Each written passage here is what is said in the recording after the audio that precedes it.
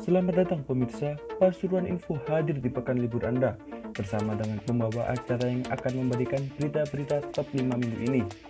Dari DPRD Kabupaten Pasuruan soroti sekolah tatap muka SMA SMK hingga seorang mayat ditemukan terlungkup di sungai.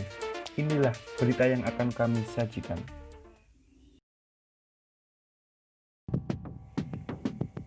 Tepat tanggal 4 kemarin, Kabupaten Pasuruan menggelar sekolah tatap muka bagi siswa SMA SMK. Tetapi, tidak semua kecamatan dapat melaksanakan sekolah tatap muka. Ada 4 kecamatan yang masih tidak diperbolehkan, yakni Gempol, Beji, Pandaan, dan Bangil, dikarenakan sebaran pasien yang mencapai angka 100 lebih. Sekolah tatap muka di Kabupaten Pasuruan sudah mendapati izin dari Pemkab setempat. Kepala Cabang Dinas Provinsi Jatim di Pasuruan, Indah Yudiani menjelaskan, pihaknya telah bertemu dengan Pemkab Pasuruan dan Satgas Penanganan COVID-19 setempat. Dari pertemuan itu, pihaknya telah mendapati izin untuk menggelar sekolah tatap muka. Namun, rencana pembelajaran tatap muka di Kabupaten Pasuruan pada hari Senin 4 Januari menjadi sorotan DPRD setempat. Dewan memandang kebijakan tersebut rentan menimbulkan klaster baru penularan COVID-19 di Kabupaten Pasuruan. M. Zaini, Ketua Pansus Penanganan COVID-19 Kabupaten Pasuruan memandang kalau pembelajaran tatap muka sebaiknya untuk ditunda terlebih dahulu karena didasari kondisi pandemi yang masih belum terkendali. Untuk anak, jangan coba-coba. Pendidikan memang penting, tapi nyawa jauh lebih penting, kritik Zaini. Ia mengkhawatirkan kalau kegiatan tersebut memicu klaster baru, yang bukan tidak mungkin pelajar menjadi korbannya. Ditambah lagi, belum adanya vaksinasi, meskipun sebenarnya kegiatan ini sah-sah saja dilakukan.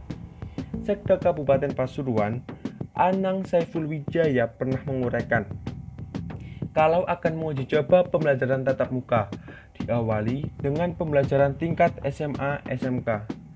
Karena siswa SMA SMK dianggap lebih memahami protokol kesehatan. Penerapannya pun menerapkan zona, tandasnya. Namun, Ketua Komisi 4 DPRD Kabupaten Pasuruan, Ruslan meminta agar kebijakan pembelajaran tatap muka untuk dipertimbangkan. Takutnya bermunculan kasus-kasus baru. Pada tanggal 1 Desember tahun 2020, Kejaksaan Negeri Kota Pasuruan menggeledah kantor Dinas Kominfo. Penggeledahan dilakukan karena ada temuan dari Badan Pemeriksa Keuangan tahun 2019 tentang proyek aplikasi di 5 OPD. Kemudian Kejaksaan menetapkan 3 orang sebagai tersangka pada 15 Desember lalu. Ketiganya dipanggil untuk diperiksa, lantas ditetapkan sebagai tersangka pada hari itu juga dan langsung ditahan. Ketiganya yaitu FK selaku pelaksana tugas Kepala Diskominfo pada 2019, ia berperan sebagai pengguna anggaran.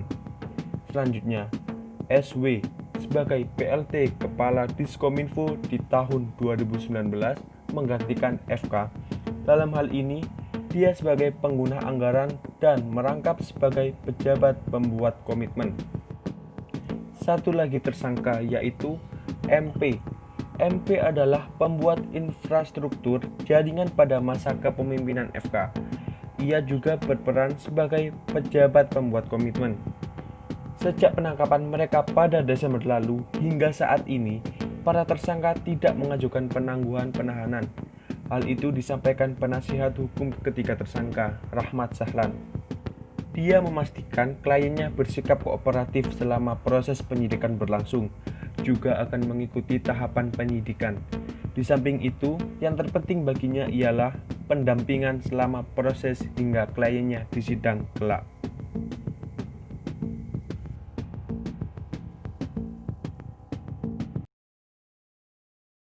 Hujan lebat yang turun sejak Selasa siang hari mengakibatkan beberapa titik di wilayah kota dan Kabupaten Pasuruan terendam banjir. Di Kabupaten Pasuruan sendiri, ada 5 kecamatan yang terendam banjir. Hingga pukul 7 malam, banjir di sejumlah lokasi belum surut.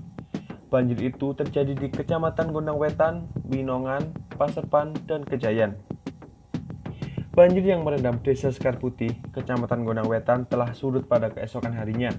Namun begitu, endapan lumpur sisa banjir membuat akses jalan desa setempat tidak bisa dilewati. Sejumlah ruas juga terpantau rusak, aspal sepanjang sekitar 400 meter yang baru diperbaiki beberapa waktu lalu terkelupas. Tidak hanya merusak jalan, tembok rumah milik warga jebol dihantam air banjir. Beruntung, tidak ada korban dalam kejadian ini. Meskipun rumah bagian depan ambrol dengan kondisi cukup parah.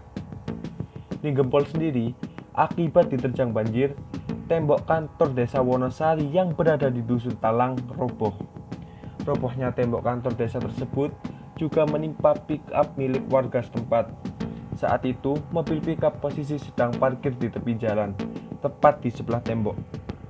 Sedangkan di kota Pasuruan, banjir terparah berada di wilayah Kepel, Kecamatan Bukul Kidul. Hingga hari Rabu, tanggal 6 Januari, banjir masih menggenang dengan ketinggian mencapai pinggang orang dewasa.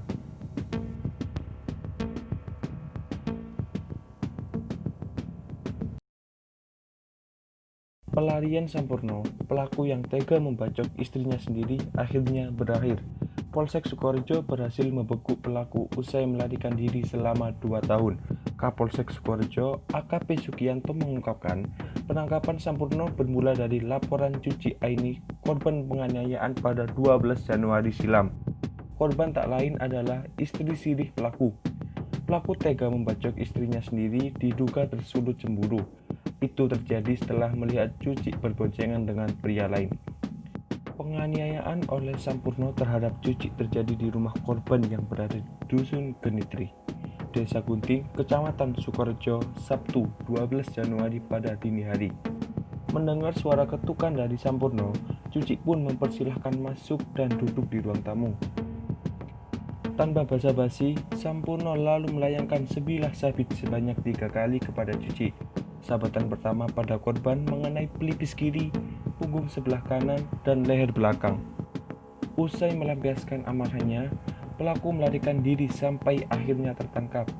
Beruntung korban masih selamat dan melapor ke Polsek Sukorejo. Kapolsek Sukorejo menyebut Sampurno ditangkap Kamis siang pada 7 Januari ketika tengah memperbaiki dinamo di sebuah bengkel di Dusun Pulorejo, Kecamatan Purwosari. Warga Dusun Akmar, Desa Martopuro, Kecamatan Purwosari, Kabupaten Pasuruan dibuat gempar. Pasalnya, ditemukan sesosok jenazah wanita tanpa busana yang tergeletak di atas bebatuan di Sungai Juri, Dusun Akmar. Informasinya, penemuan jenazah itu terjadi sekitar pukul 5:30 pagi. Salah seorang warga pagi itu buang air besar ke Sungai Juri. Tiba-tiba melihat ada perempuan di atas batu dengan posisi telungkup. Melihat ada mayat perempuan dewasa, Kontan, warga yang kali pertama menemukannya, langsung naik ke atas sungai. Ia melaporkan kepada warga lainnya. Tak berselang lama, warga mulai berkerumun di sekitar sungai. Anggota Polsek, Koramil, serta Satpol PP Purwosari juga merapat ke lokasi kejadian. Begitu juga dengan petugas medis dari Puskesmas Purwosari dan BPBD Kabupaten Pasuruan. Bahkan tim Inafis Polres Pasuruan juga melakukan olah tempat kejadian perkara. Setelah sempat tak dikenali, identitas mayat perempuan yang ditemukan di Sungai Juri, Dusun Akmar, Desa Martopuro, Kecamatan Purwosari pada Jumat 8 Januari, akhirnya terungkap. Mayat itu diidentifikasi sebagai Cahyani, 32 tahun, warga Dusun Sengkan, Desa Kecamatan Sukorejo. Jenazah sudah diambil oleh pihak keluarga dan langsung dimakamkan. Pihak keluarga juga menerima kematian itu sebagai kecelakaan. Pihak keluarga menolak untuk dilakukan otopsi pada jenazah korban. Sebelum korban ditemukan tewas, korban hanyut di sungai dan terseret arus air yang deras. Korban sendiri disebutkan meninggalkan rumah sekitar 2 pekan yang lalu. Menurut informasi, korban selama ini mengalami gangguan kejiwaan, juga pernah dirawat di RSJ Lawang dan belum pulih benar.